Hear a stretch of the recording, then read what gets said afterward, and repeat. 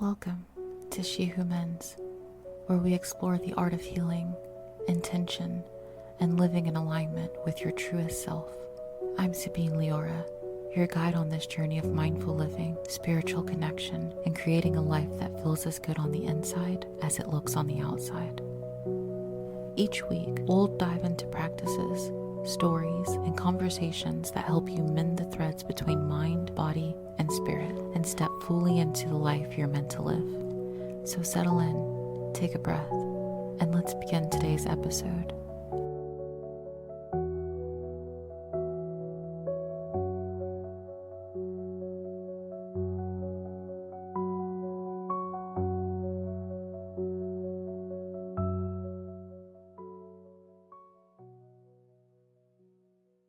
Welcome. I'm Sabine Liora, and today we're stepping into a space of curiosity, reflection, and gentle conversation. I'm joined by someone I deeply appreciate, Panda. Thank you for being here. Thank you, Sabine. I'm honored to share this space, and I'm excited to see where this conversation takes us. Before we begin, I invite you, listener, to settle in. Maybe take a slow breath, soften your shoulders, and allow yourself to be present with us, as if you too are sitting in the circle with us. Life often nudges us towards questions we didn't know we had, those little ripples beneath our daily routines. Today we are exploring the healing power of sound. When I hear the word sound, I immediately think of how certain songs or even the rhythm of a drum beat seem to reach into my body and shift something I can't explain. Panda, when you hear the word sound, what rises for you? When I think about sound, I think about music. When you hear your favorite song and you can't help but bob your head and stomp your feet or clap your hands, the rhythm, the frequencies, all those different things smashed together that makes your body move. And every different song has a different frequency that can put you in a different mood that you can't help but either feel it deep down in your core, that you resonate with it, or it makes your body want to sway and move. Music does mean a lot to me. It gets me through my day, gets me through work. I'm pretty sure it gets us through a lot of things depending on how our moods feel. Music has so many different things that can hit you in so many different ways. I love that. That resonates for me a lot. It brings me back to when I first started using sound intentionally in my own practice, singing to myself during difficult times, or just listening to the wind when I couldn't find words. Have you had moments like that where sound itself felt like a healer? Yeah, I did. Sound and silence, especially when I need to just think. Silence is beautiful. When I need to distract myself, sound really helps with that as well.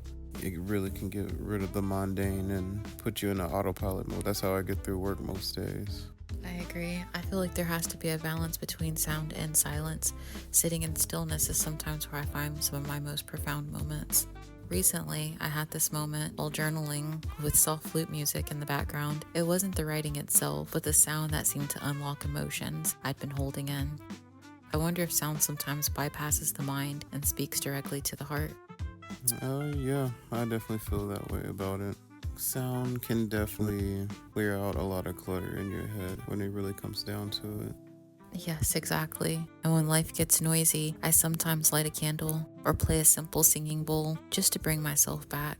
What do you do when you need that reset? I have two different things I like to do. Either I will sit in a dim lit room with my meditation balls and put on, recently I've been listening to a lot of Chantress Shiva. Now, meditation balls. Explain that to me. What is that? Meditation balls are these, two balls that you can rotate around in your hand for concentration. They have these little smaller balls inside that make a ding sound, so they definitely soothe me and make me feel more grounded, if anything. Another thing I like to do is whenever I take a shower and I'm washing the day away and all the energy's on me, this is when my mind actually frees the most. I start to have amazing ideas and I call them shower thoughts. I'm pretty sure a lot of other people would have those same things, but those are my two most favorite moments because it's just me, myself, my mind. Yeah, that's beautiful. It reminds me of a morning ritual I keep, sometimes just humming quietly to myself while I make tea. It's simple, but it grounds me. It makes me wonder, maybe healing sound doesn't have to be elaborate. It can be in the smallest little gestures. Yeah, I agree. Well, I never really thought of it like that, but it does make a lot of sense. Everyone has their own rituals they like to go through when they need that peace inside of them. Exactly. And I think our listeners might resonate with that. That healing often begins with something we already do naturally, if only we just pause to notice it. Let's invite our listeners into this moment. If you can, close your eyes. Take a breath. Think of a sound that has brought you some comfort. Maybe laughter, rain, a favorite song, or even silence. Notice what it stirs in you. For me, it's the sound of the ocean, waves that remind me of rhythm, breath, and renewal. Panda, what about you? This is going to sound ridiculous, but I used to be really deep into a fighting game scene. Street Fighter V was one of the best addictions I've had in my life for a while.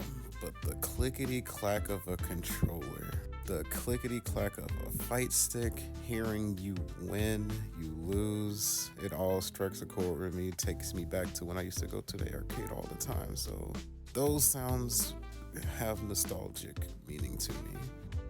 It sounds a little silly, but I really adored and I miss those sounds as well. I don't play as many games as I used to, but I definitely miss playing a lot of fighting games and just hearing the sticks going crazy. Oh, listeners, hold your sound close for a moment as a reminder and as nostalgia and as a feeling that healing is often nearer than we think. As we close, I would like to leave with a gentle intention. Panda, would you share one for our listeners today?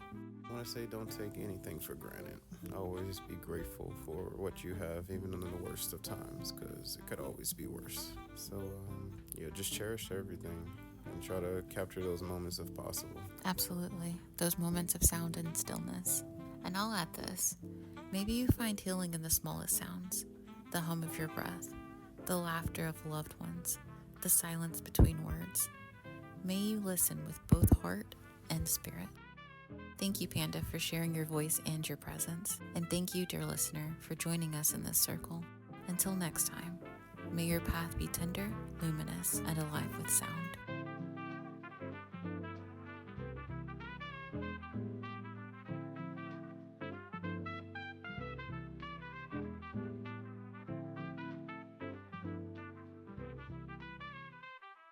Thank you so much for spending this time with me today on She Who Mends.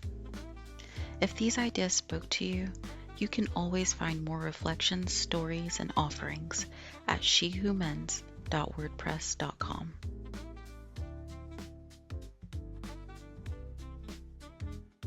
Until next time, keep listening, keep singing, and know that Earth is always singing with you.